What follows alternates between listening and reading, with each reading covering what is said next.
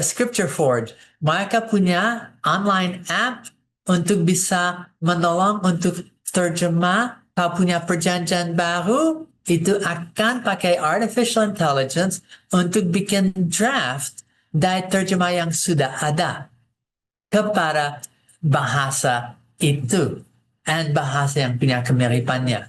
Tadi untuk oral Bible translation, untuk cek kualitas, tidak hanya untuk seperti aqua kualitas dari teks. Mereka punya AI-powered quality checking.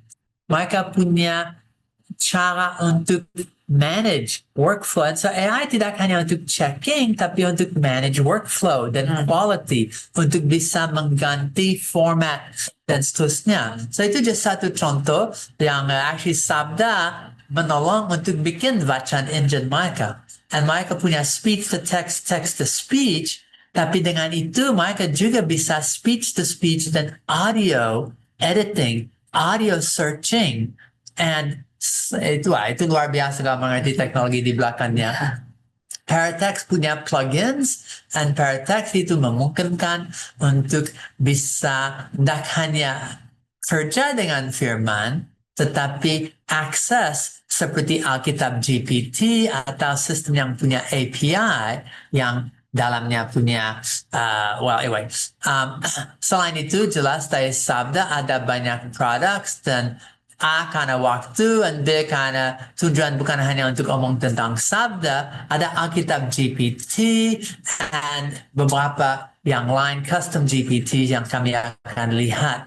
Ini satu conversational Bible, sangat menolong dari sisi gereja, dari sisi untuk bisa lakukan di Alkitab seperti cara yang terintegrasi dan didasarkan AI untuk bisa awali amati firman, investigasi apa dalamnya bersama AI. Dan ternyata kami sudah lihat lagi dan lagi, Tuhan lewat Roh Kudus mendampingi orang yang pakai AI, kerja bersama bisa bilang, atau memakai AI dengan cara yang tidak hanya hebat, tapi saya akan bilang lebih baik daripada dulu orang hanya punya buku.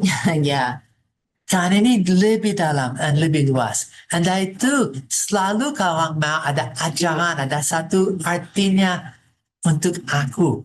Dan kalau orang mau implementasi. Dan AI ternyata cukup pintar untuk mengingatkan, tidak hanya baca, tapi harus dilakukan. Ya, oke. AI Talks ada berapa banyak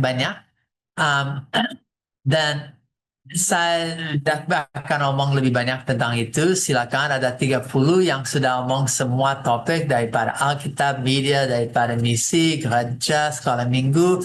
Dan saya just hanya ada slide ini karena saya akan bilang AI dan Roh Kudus, semua ini ada karya Roh Kudus dalam gereja, dalam sekolah minggu, dalam khotbah, dari Natal sampai Paskah, lewat media, lewat studi Alkitab. Tuhan lewat Roh Kudus sedang bekerja dengan AI untuk memberkati tidak hanya misi, tapi gereja dan orang Kristen. Itu luar biasa apa yang ada di dalamnya. Saya akan omong tentang custom GPT. Tadi tidak hanya Alkitab GPT, tapi ada GPT untuk Christian Counseling and Christian Counselor. Dan ada juga Sabda MLC, Learning Center punya satu GPT yang sekarang tidak hanya memungkinkan untuk belajar bersama Ministry Learning Center, tapi belajar dari hasil Ministry Learning Center. Itu nama Learning on Demand atau Just-in-Time Learning. Belajar saat yang diingin bersama AI. Okay.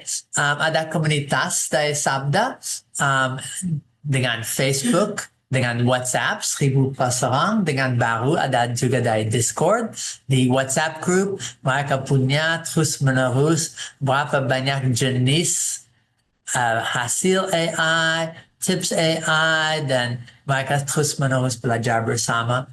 And AI for God di Discord, itu salah satu terbaru, ratusan orang yang share PowerPoints, share hasil, and itu cukup aktif dan beda daripada WhatsApp Group. Ini punya dalamnya arsip dan pustaka untuk bahan disimpan dan orang bisa nanti memakai lagi.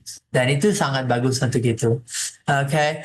And dari sabda diri sendiri ada AI for God yang lanjutan dari IT for God. Ya. Sebelum saya selesai, karena ada gambar yang khotbah di sini, saya mau membawa 2 cerita lagi yang daripada Eropa. Tidak hanya untuk EMDC, tetapi dari sisi gereja.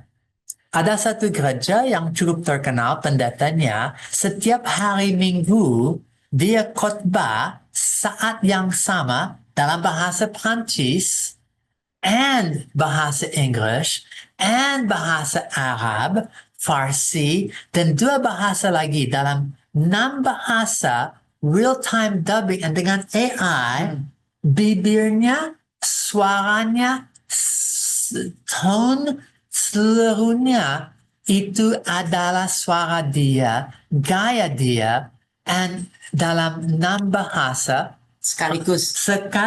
saat yang sama tanpa ada delay. Wow. Luar biasa. Nah, ada satu gereja lain tidak sekaya atau sehebat dengan AI-nya, tetapi mereka kerja dengan migrants dan immigrants dan refugees, banyak refugees, dan mereka punya refugees daripada tempat yang perang, Sudan dan semua itu.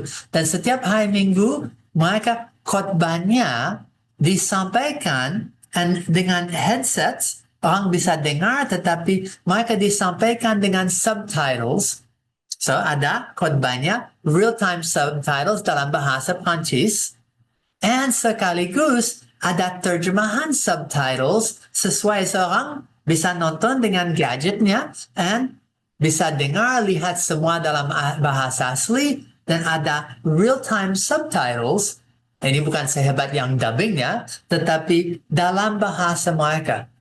Dan mereka bisa ikut dalam semua dari nyanyi, dengar, dan baca persis apa yang sedang disampaikan. And so untuk gereja itu jadi berkat untuk Tuhan dan firman-Nya yang disampaikan oleh pendeta saat yang sama. Baca dalam bahasa diri atau sampai betul didengar cloning live dubbing saat yang sama. So, itu gereja saat ini saya lihat sering di Eropa turun. Tapi ada beberapa yang sudah pakai AI dengan cara yang kreatif untuk melayani kepada tidak hanya yang immigrants, refugees, dan semua itu, tetapi ke generasi muda.